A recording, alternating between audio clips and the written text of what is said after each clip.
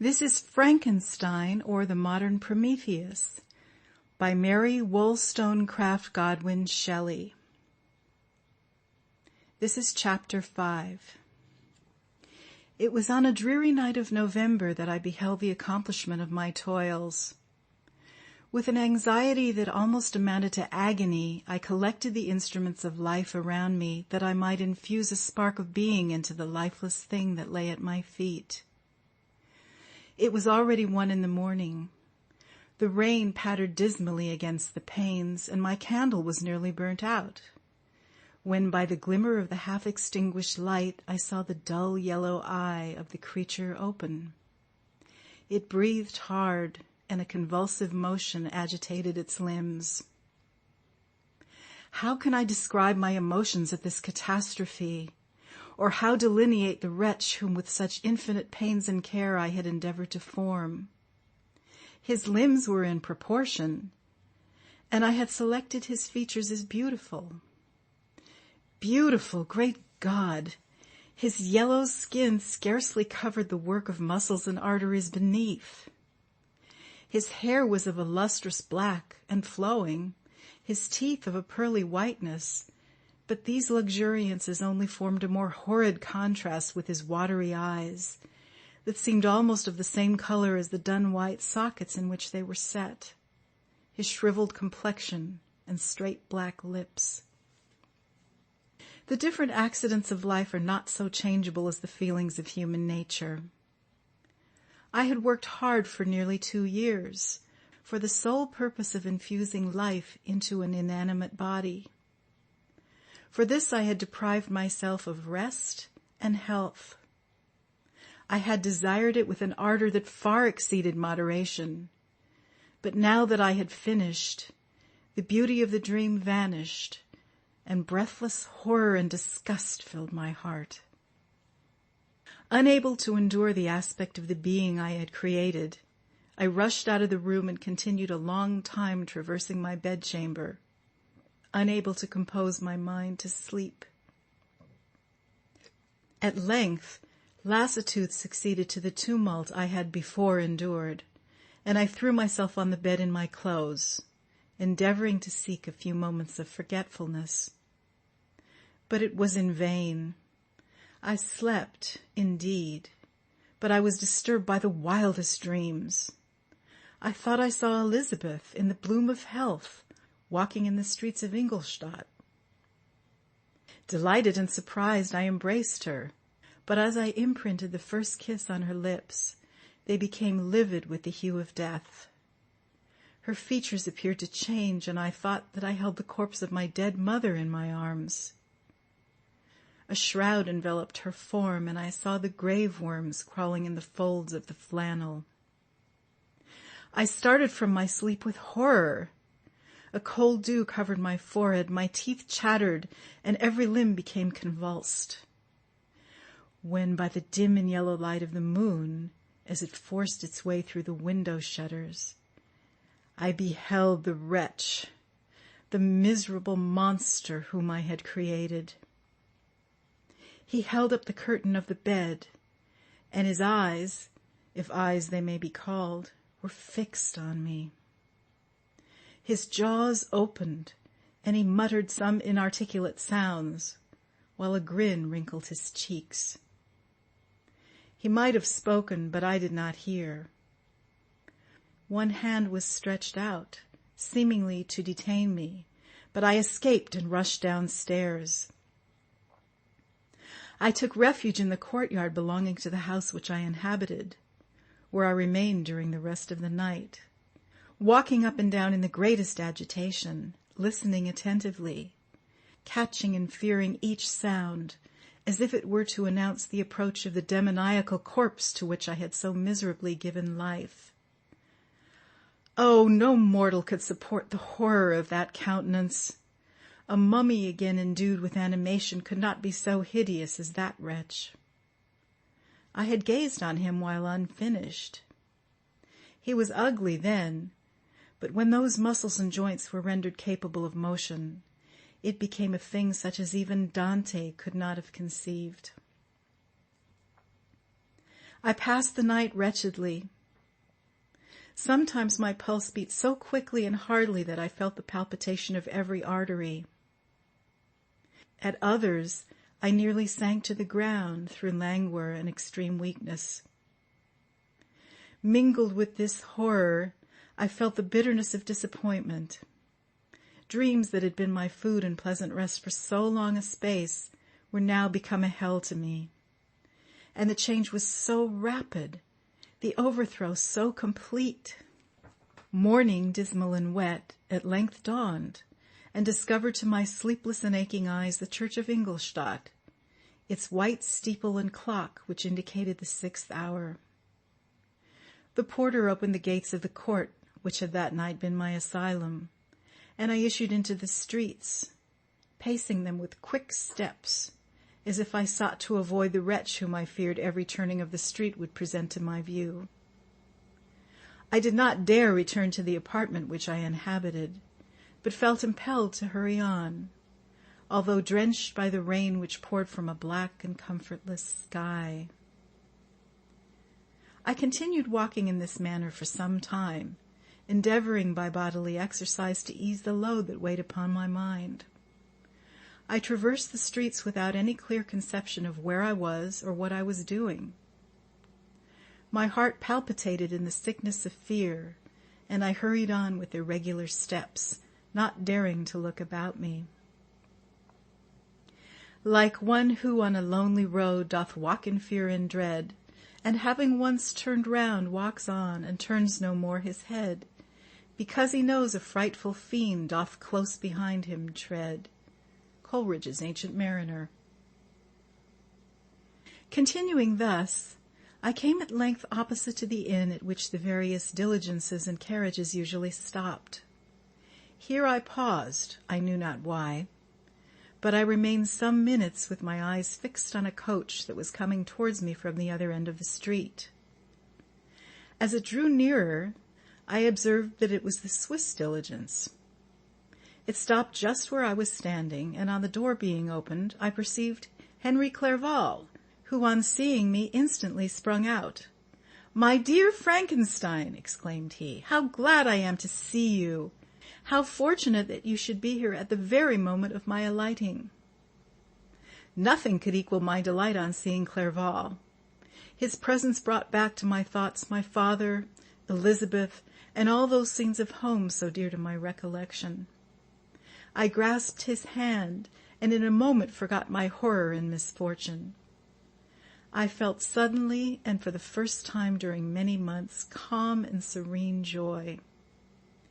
I welcomed my friend, therefore, in the most cordial manner, and we walked towards my college.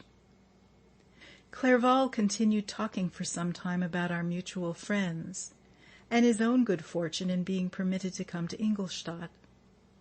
"You may easily believe," said he, "how great was the difficulty to persuade my father that all necessary knowledge was not comprised in the noble art of bookkeeping.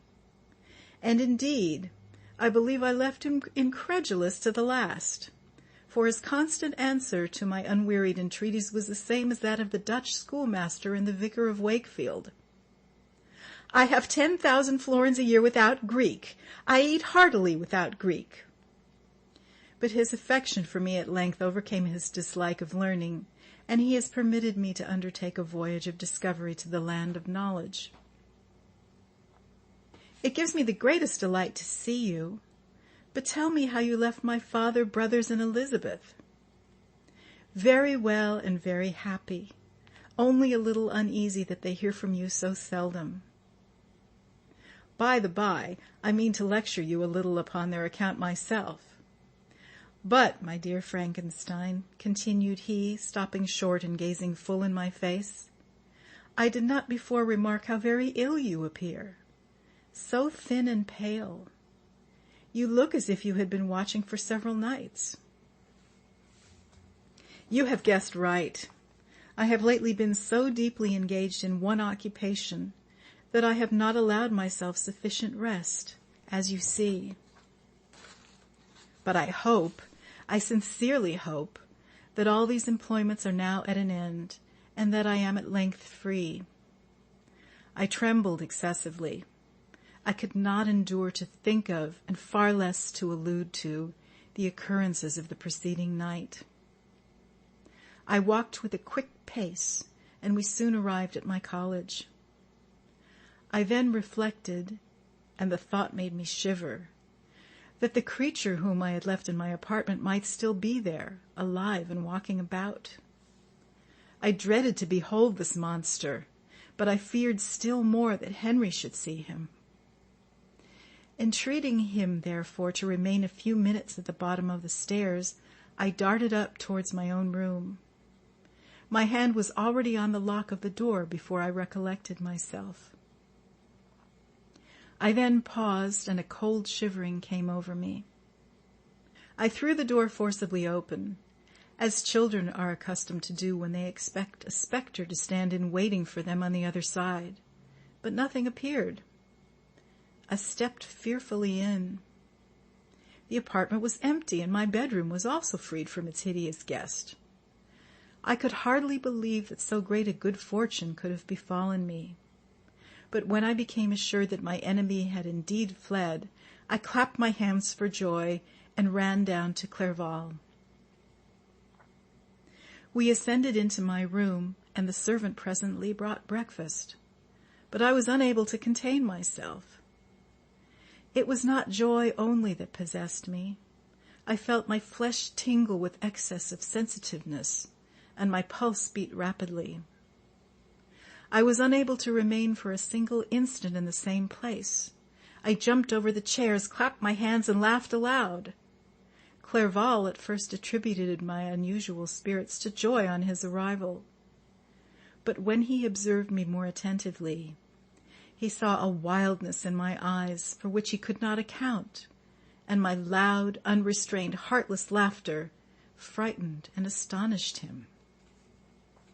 "My dear Victor," cried he, "what for God's sake is the matter? Do not laugh in that manner. How ill you are! What is the cause of all this?" "Do not ask me," cried I, putting my hands before my eyes, for I thought I saw the dreaded spectre glide into the room. "He can tell. Oh, save me! Save me!" I imagined that the monster seized me. I struggled furiously and fell down in a fit. Poor Clerval! What must have been his feelings? A meeting which he anticipated with such joy, so strangely turned to bitterness. But I was not the witness of his grief, for I was lifeless and did not recover my senses for a long, long time. This was the commencement of a nervous fever which confined me for several months. During all that time Henry was my only nurse. I afterwards learned that, knowing my father's advanced age and unfitness for so long a journey, and how wretched my sickness would make Elizabeth, he spared them this grief by concealing the extent of my disorder. He knew that I could not have a more kind and attentive nurse than himself, and, firm in the hope he felt of my recovery, he did not doubt that, instead of doing harm, he performed the kindest action that he could towards them. But I was in reality very ill, and surely nothing but the unbounded and unremitting attentions of my friend could have restored me to life. The form of the monster on whom I had bestowed existence was forever before my eyes, and I raved incessantly concerning him. Doubtless my words surprised Henry. He at first believed them to be the wanderings of my disturbed imagination, but the pertinacity with which I continually recurred to the same subject persuaded him that my disorder indeed owed its origin to some uncommon and terrible event. By very slow degrees, and with frequent relapses that alarmed and grieved my friend, I recovered. I remember the first time I became capable of observing outward objects with any kind of pleasure. I perceived that the fallen leaves had disappeared and that the young buds were shooting forth from the trees that shaded my window. It was a divine spring, and the season contributed greatly to my convalescence. I felt also sentiments of joy and affection revive in my bosom, My gloom disappeared, and in a short time I became as cheerful as before I was attacked by the fatal passion. "Dearest Clerval," exclaimed I, "how kind, how very good you are to me.